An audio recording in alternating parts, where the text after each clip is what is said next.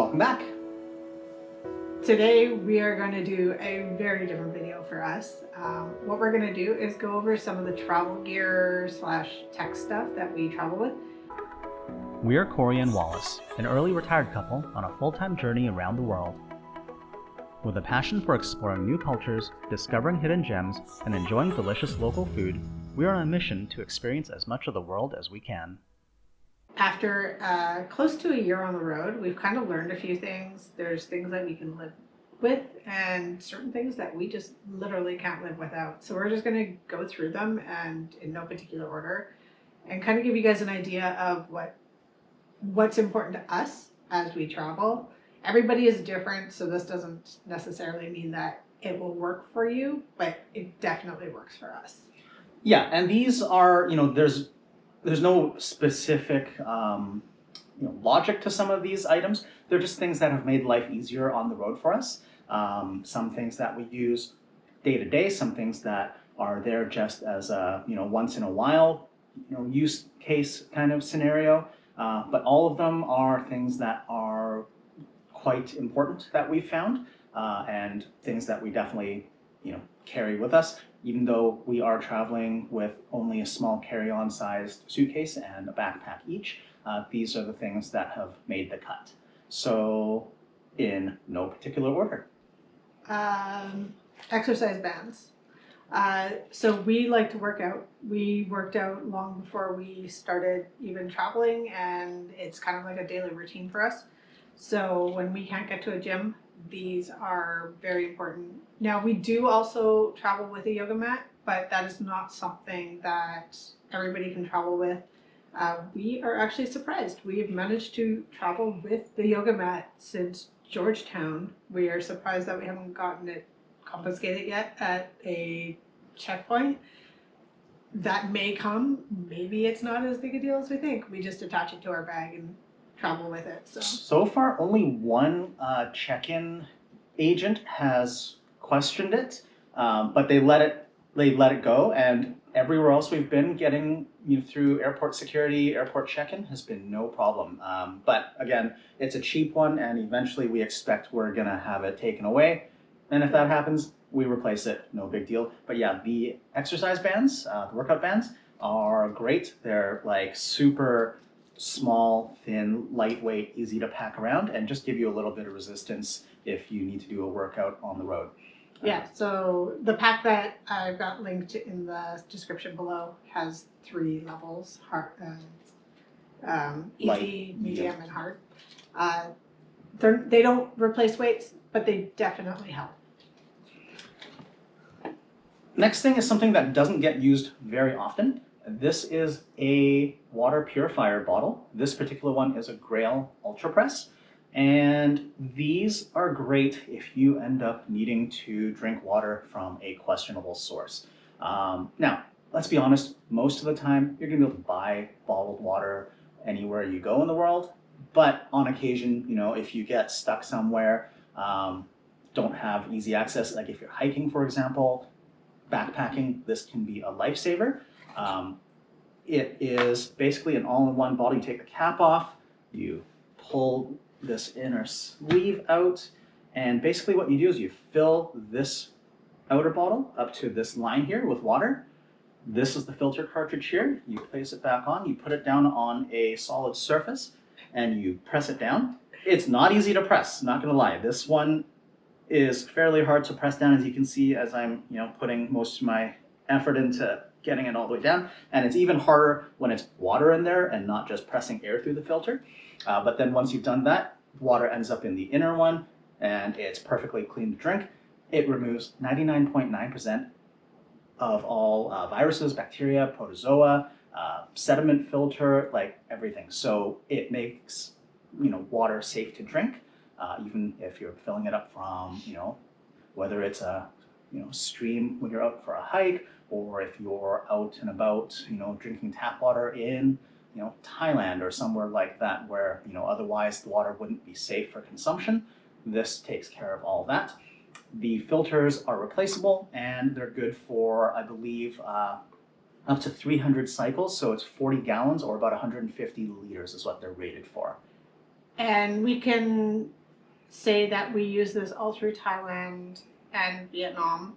And we basically just ran tap water through it, but it saves a lot of bottles and it works. We never got sick. Yeah, exactly.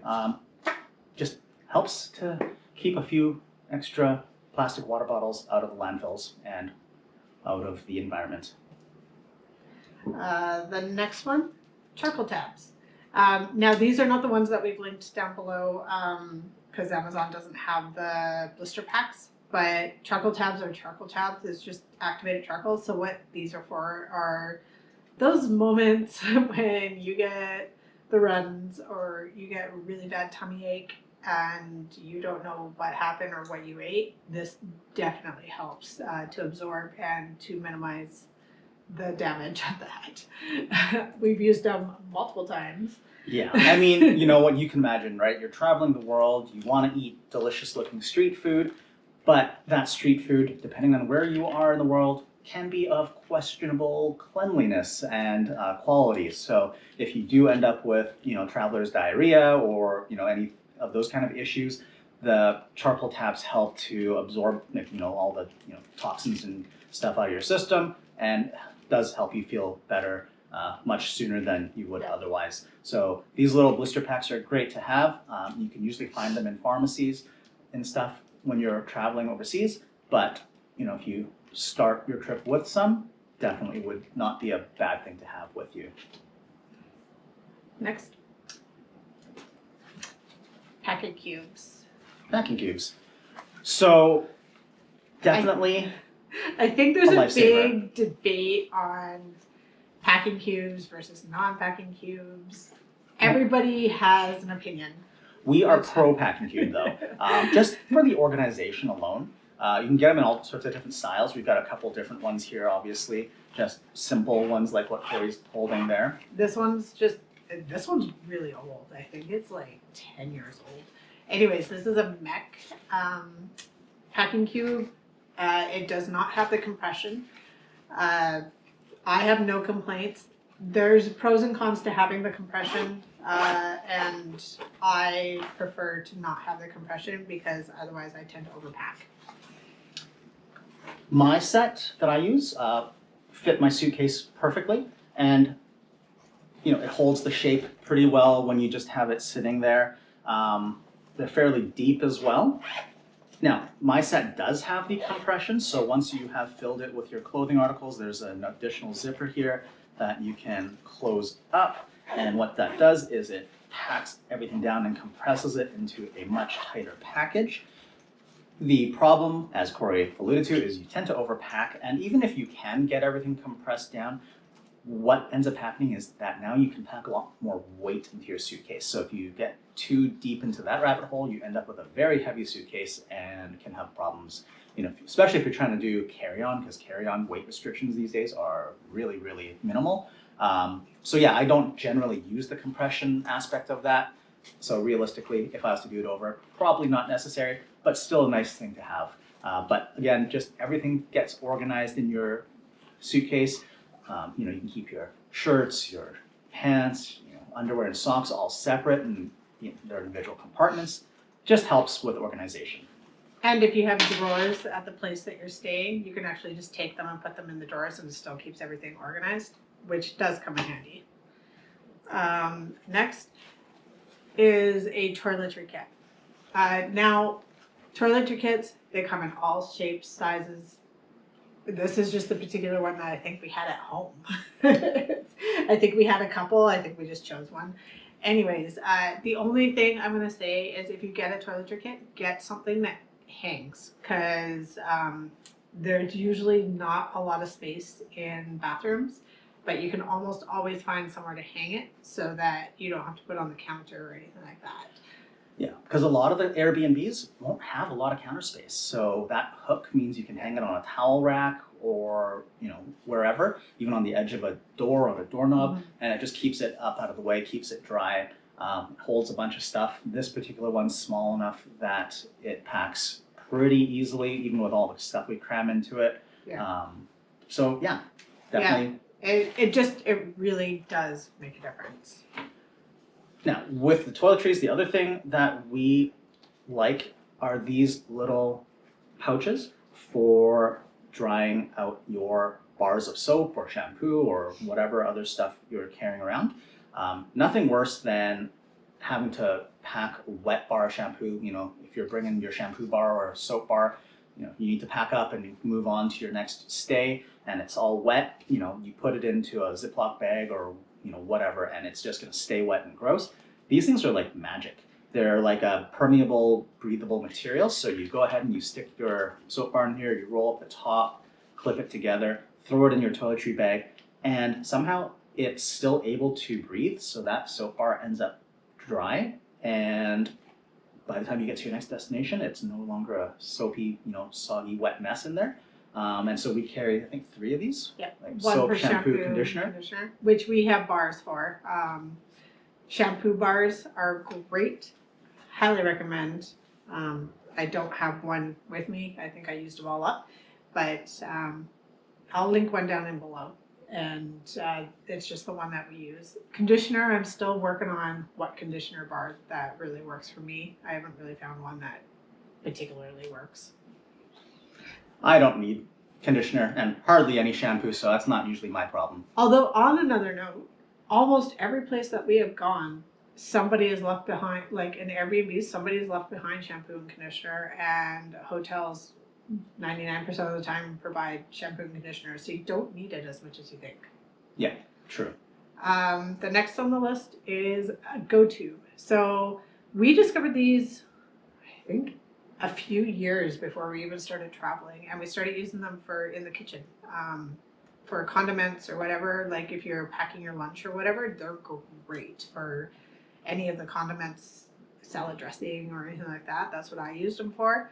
So one of the benefits is that you can lock it and the lid doesn't come off.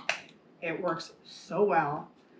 And I now use these for shampoo and conditioner. This one in particular has slippery elm in it, which is something that I use for like tummy upset and stuff.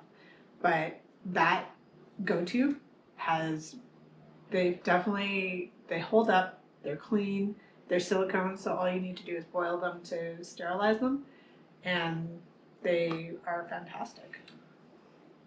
Yeah, pretty much yes to everything Cory said, but what she's missed, the most important thing I think, is that this particular set of go-tubes, they are a reusable silicone like container, perfect for liquids when you're traveling, because these are exactly 100 milliliters or 3.4 ounces, which makes them TSA compliant for bringing liquids onto an airplane.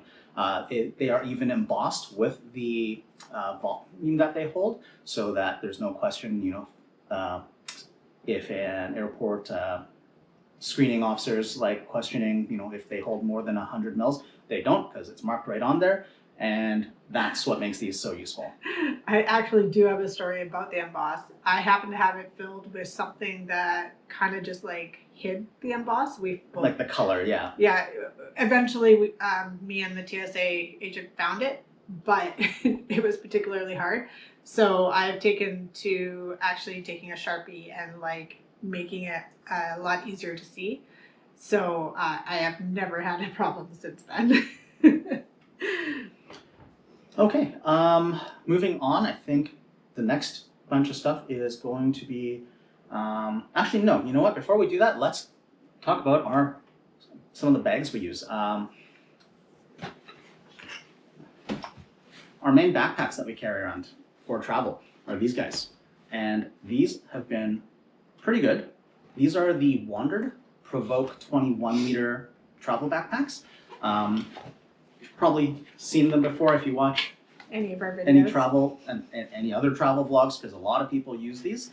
The great thing about these is that they're pretty beefy.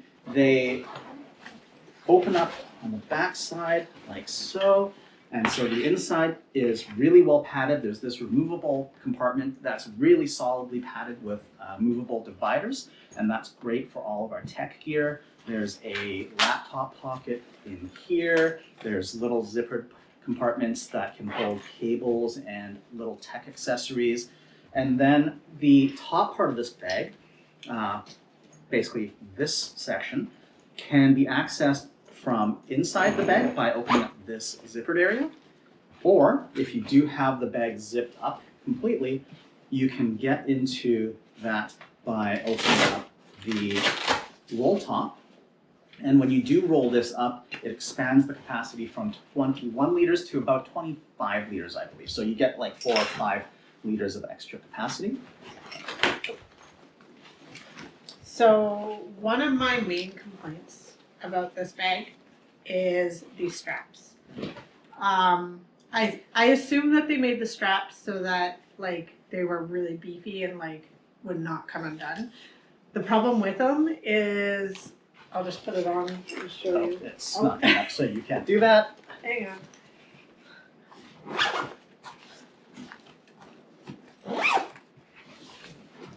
But my biggest complaint is that once you have it on, these straps kind of sit up here, like where this carabiner is. This is up here on your shoulders, and there's nothing to like take the weight off your shoulders. I do not find that this is enough. So for the amount of weight that we have to carry in that, I usually end up with a sore back by the end of it because it doesn't have very good weight distribution. Cory's point is absolutely valid. That is my biggest complaint as well. It is a heavy pack because of how beefy it is. It's water resistant, it's really well padded, but that makes it fairly heavy. So again, for carry-on, if you get a budget airline that's weighing your carry-on items, that could be problematic. To Cory's point though, how it's uncomfortable, the way the straps sit and the way it sits on your back is because of the way packs like this open from the back flap rather than opening from out here.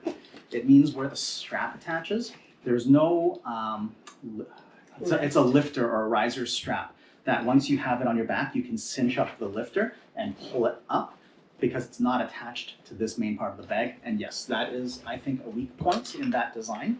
I'm not necessarily a fan of the way it fits when it's fully loaded, but it is a good compromise as far as being able to carry day-to-day, travel gear as well as all your tech stuff.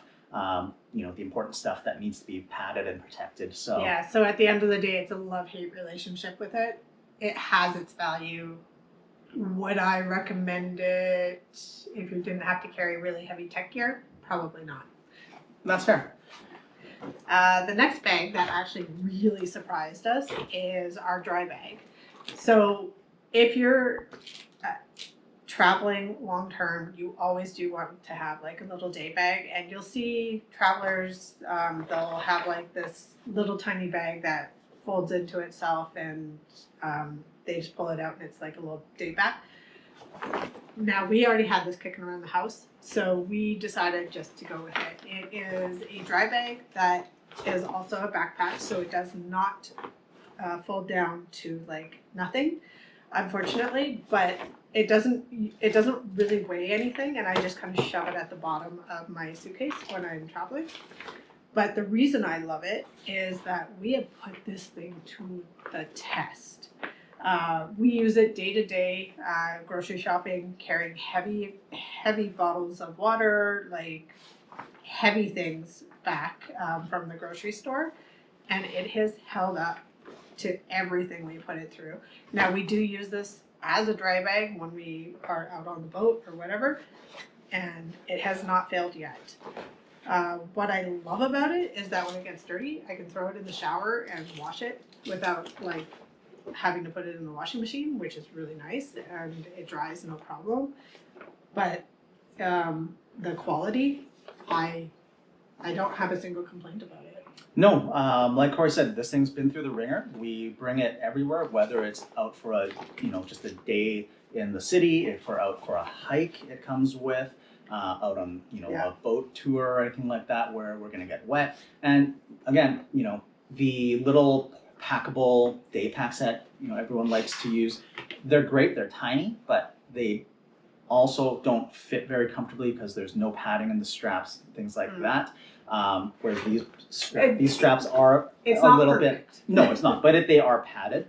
But also, this bag is 100% waterproof, and so if we get caught in a downpour, the stuff that we're carrying around isn't going to get wet. Like, if we have, a sweater or something in there, it's not going to get soaked through like those regular day packs would. Or if you're sweating through your back, which if you're in the tropics, you're going to do that. You're not getting anything wet in there, which is actually really nice because quite often we'll come home and there's salt stains stuck on the straps and I'll just have to wash that off. So Yeah. The hike through Wadi Shab in Oman was a great example of that. It was just a hot, sweaty mess that day. It was 40-something degrees and we ended up so sweaty. But again, we get home at the end of the day and just hose it off in the shower and it's good to go. Whereas if I'd actually had a regular backpack on that day, I would have sweat right through it into all the stuff inside of the bag as well, which would just be absolutely ridiculous. The dry bag has been actually a really great thing to have. All right, now we're going to move on to our tech stuff. And I think first thing is one of these universal travel adapters. These are great. This little block basically has the ability to function in like 200 plus countries. It can accept any plug that, configuration that you have, whether you're from North America, Europe, Asia, whatever. And on the back side, when you pop out these little individual prongs on the back, will fit pretty much any electrical outlet in the world. Now, this isn't a transformer, so it can't, step down 220 volt down to 110 volt. So you do have to make sure what you're plugging into it is going to be compatible with whatever voltage in the country you're in. Having said that, though, for plugging in our computers, phones, charging devices, and whatnot, it's been great because, again, you do have the plug there. You've also got multiple USB-A, USB-C ports on here as well for charging, and they also support, I believe in this case, up to 60 watt power delivery, so it can super fast charge, your phones and other devices like that. So we carried 2 of these, and basically, they're great and probably one of the more critical pieces of gear that we carry. And I don't think we've ever had a complaint about this. It's solid. Yeah, these are great. They're readily available now. We'll link one down below. But highly recommend if you're traveling the world, you need a couple of these. Next is a Kindle book. If you love to read, like both of us, I do not recommend bringing physical books with you. We switched over to ebooks many, many years ago, and there's been zero regrets about that. It's small, compact. I think I've got like 200 books on here, so I don't think you really need a case for that. It's and Amazon makes it really easy to find it, literally any genre. So, do you have anything else to say? No, we use the Kindle Paperwhite edition. I like the screens on the Paperwhite models. It reads just like, you have like a print, like paper book in front of you. The brightness settings are adjustable, so if you need to crank it up if you're out in bright light, but either way, it causes no eye strain because of the e-ink technology. It's not a glaring screen. You can read at night, in a dim room, you can dial down the brightness, and it's really easy on the eyes. Adjustable font sizes, for someone like me who, without my contact lenses, is basically blind, that comes in really handy. And it holds its charge like no tomorrow. Like weeks on a single charge. Months almost sometimes. Yeah. If you're using it more, it seems to hold the charge longer than if you use it less. I don't know if that makes sense. But anyways, I have zero complaints about that. I love that thing. All right. Next thing are our noise canceling earbud headphones. And these in our hands are the Anker Soundcore Liberty 4, I believe. I think they're on the 5 now, or the current model. But either way, these are great. They're, tiny little earbuds, pop in your ear like so. Really, really easy. You pop them back into the case and it recharges while it's sitting in the case, and they charge pretty quick too, honestly. You get hours of use out of a single charge. And more importantly, the noise canceling feature on these is actually really, really impressive. It's active noise canceling. So if you're on a noisy plane, it kills most of that droning background noise. Yeah, we used to have the over the ear ones. We just 100% decided that we could not take them with us. They were just too bulky, so we bought these instead. No regrets. I wear them in the gym to work out. I wear them in the airport if it's really, really noisy and I just want to read. I'll just throw on like classical music or something so that it drones everything out. Yeah, and most of the tap functions, like you just have to tap the headphones to like pause, play, volume control, everything. So they're super simple, super easy to use, and yeah, I love them. Yeah, these basically come everywhere with us, even if we're out, for a long subway ride. Those get really loud in some places, like the one here in Bucharest where we currently are. The metro is really loud, so we'll pop these in, play some music, just because it helps cancel out some of that loud noise, which is nice. Okay, next piece is our computer. So this is what we use to do all of our day-to-day, work, banking, as well as all the video editing for YouTube. I mean, nothing crazy. This is an Asus Zephyrus G14. It's a 14-inch laptop. It's got a dedicated graphics card.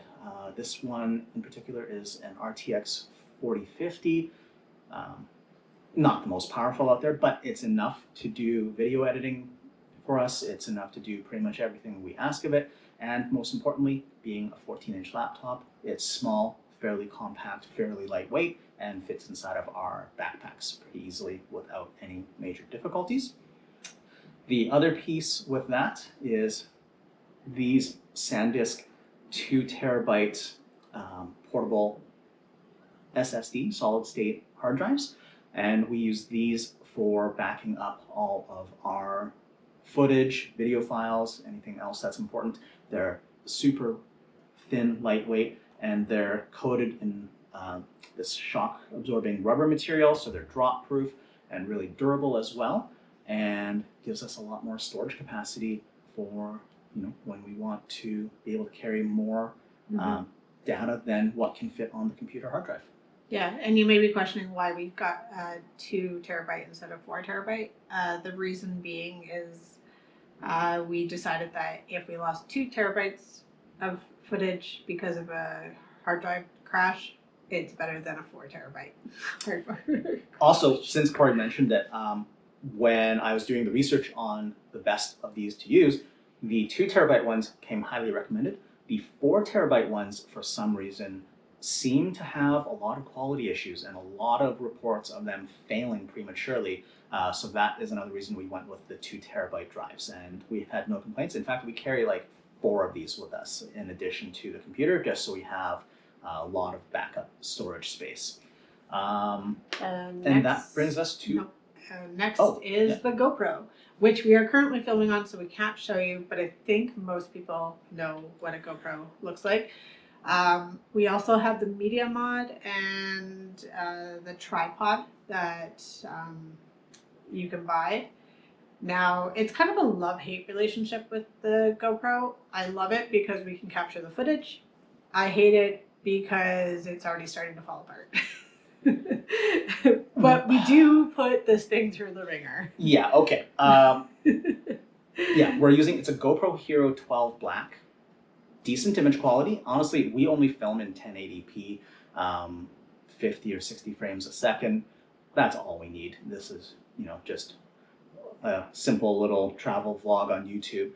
The camera itself is capable of 4K resolution, but then you're dealing with much bigger file sizes, which would be a lot harder on our storage capacity and our computer to process, so we don't bother with that. Image quality, honestly, is great. Yeah. Audio quality, not the greatest out of the box. The Media Mod that we're using, the GoPro Media Mod, helps with that because it gives you the ability to use a directional mic. Does sound a lot better. If you go back to our first videos with the GoPro, you can tell the audio is pretty rough. Now, with the Media Mod, we did lose the little foam mic cover that goes over the outside, and that helps cut down wind noise. That was just a little clip-on piece that we've since lost, and sadly, GoPro doesn't sell that piece as a replacement accessory separately. You cannot buy that replacement for the microphone cover. You have to buy a whole new media mod, which is absolutely stupid. Don't know what they were thinking. Yeah, not a big fan of that. But anyways, the other thing, Cory is saying that, you know, it's all falling apart, and yes, we've put a lot of mileage on ours. Also, we're not the most careful with it. When it gets clipped to our backpacks, you know, sometimes we'll just clip it by the lanyard and it'll just be dangling, and we'll toss our backpack forgetting it's there. So it takes quite a beating. But to be fair to the GoPro itself, it's taken a lot of abuse and it still functions 100%. I think the biggest issue is the power button starting to get a little worn out from just, you know, being pressed all the time, and then with the media mod having to press that really hard to activate it, it's causing some issues. Is it perfect? No. Would we buy another one to replace it? Probably. Probably. We've looked at other cameras, and honestly, I don't think you can go wrong with any of like the sport cameras if that's what you're wanting. You just have to look for what works for you. And at the moment, the GoPro is kind of ticking most of the boxes for us. Most, not all, but most, exactly. Yeah. All right, I think that brings us to the final piece of travel gear that we carry around. We could not live without it. And this one, honestly, was a surprise to me. This is a knife sharpener. This particular one is made by Chef's Choice, and it's an old one. This is like 10 or 15 years old, and I've been carrying it around for a while. But honestly, with all of the Airbnb stays that we've done, this has been absolutely indispensable for our ability to cook when we're staying at Airbnbs. Most of the time you get to an Airbnb and the knives that are available in the kitchen are crappy, they're dull, some of them will have burrs or chips in the blade, and they're basically glorified, you know, butter knives. This thing is able to sharpen them very easily. You just take the knife and you just run it through, you know, 10 or 15 times on the coarse side and then on the fine side to hone the blade, and you've got a nice sharp knife again. It's fairly small and compact, and yeah, this has been my number one thing for travel, the way we travel anyways, where we tend to have a kitchen and tend to be cooking our own meals. Yeah. I mean, it's starting to wear out to the point where the stones are starting to grind down to the point where they're useless. That's how much we've used it. It's, yeah, like you said, indispensable. As soon as it dies, we will be replacing it, because otherwise you just literally can't cook properly in a Airbnb. No, and using a dull knife is actually more dangerous. You're more likely to slip with the knife blade and cut yourself. This thing has been, yeah, absolutely critical for me personally, and I will not travel without it moving forward. So I think that pretty well covers the bulk of, you know. I mean, it's not everything that we travel with, no, but this is like a grand overview of everything that is really important to us.